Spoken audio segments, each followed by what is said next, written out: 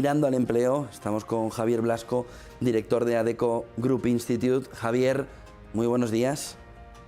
Hola, ¿qué? Buenos días.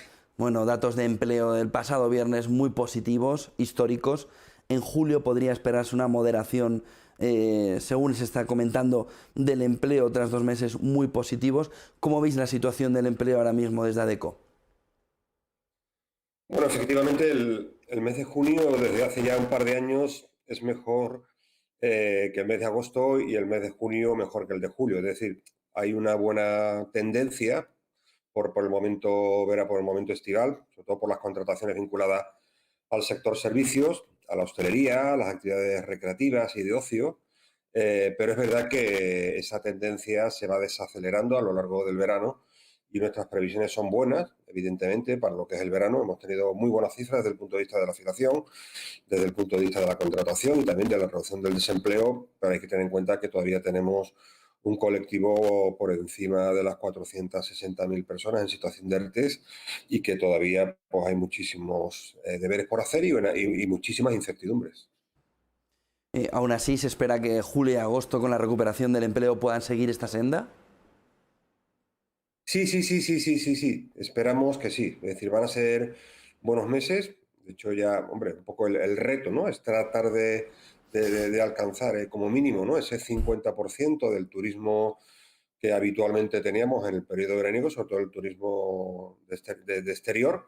Y bueno, gracias al ritmo de vacunaciones, si no tenemos nuevos sustos vinculados a nuevas cepas, pues lo normal es que se consiguieran esas cifras de empleo y de afiliación, como decía, siempre sometido a las cautelas, como decía, sobre todo por posibles nuevos rebrotes y evidentemente si se sigue generando o si se puede generar un entorno de confianza, evidentemente, en las empresas, porque, digamos, en el horizonte no solo tenemos los riesgos vinculados a la crisis sanitaria, a lo que es la pandemia, sino que estamos en una crisis económica y un entorno también de unas enormes incertidumbres desde el punto de vista del marco normativo, desde el punto de vista del destino de los fondos de la Unión Europea y evidentemente también de la marcha del resto de las economías. En julio tenemos la posibilidad, ¿no?, de tener un dato histórico de afiliación. ¿Qué se debe producir para conseguir esos datos históricos? ¿Cuáles son los datos ahora mismo que se esperan?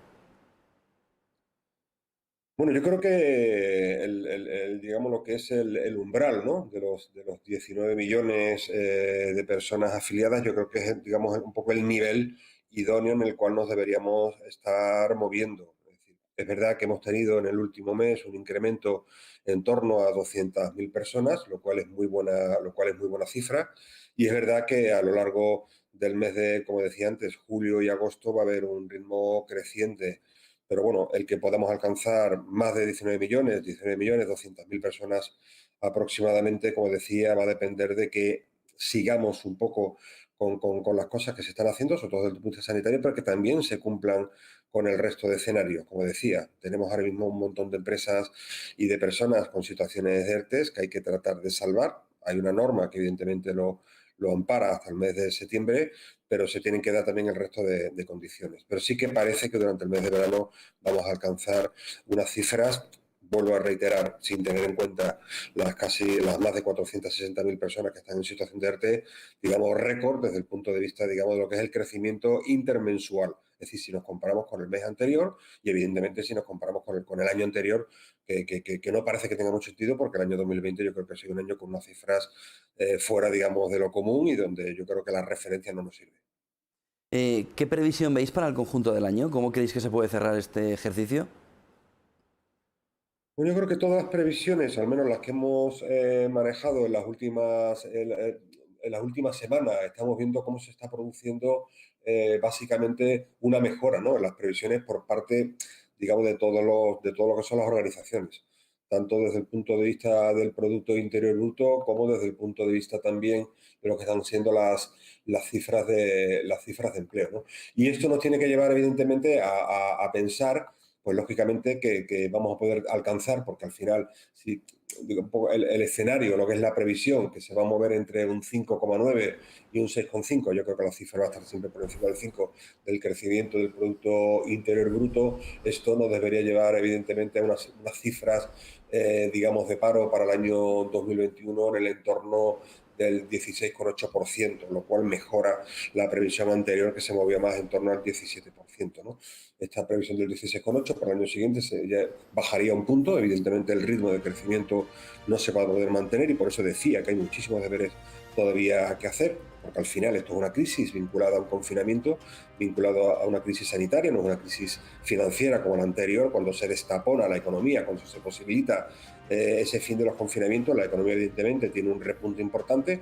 Hay que partir también del menos 10,8 de PIB que tenía nuestro país, pero como decía, ese movimiento, ese crecimiento no se mantiene de manera sostenible e indefinida si no hay lógicamente una economía real detrás y un modelo productivo que evidentemente haya hecho los deberes, ¿no? Y como decía, tenemos todavía muchísimas incertidumbres que tienen que ver con la inflación, que tienen que ver con la deuda, con el déficit, que tiene que ver sobre todo también con la confianza que generemos a las empresas desde el punto de vista de la normativa laboral, ahora que están encima de la mesa reformas laborales que pueden incorporar importantes rigideces en el mercado de trabajo, y eso evidentemente lo que hará será disuadir de la contratación. Y si eso ocurre, evidentemente a partir de septiembre tendremos nuevamente un problema digamos de falta de confianza, un problema de inseguridad jurídica y un problema que evidentemente, más allá de las empresas y personas que caigan actualmente de la situación de los ERTEs, se pueden sumar evidentemente mayores reticencias a la contratación, porque en definitiva nuestro país también es un país importador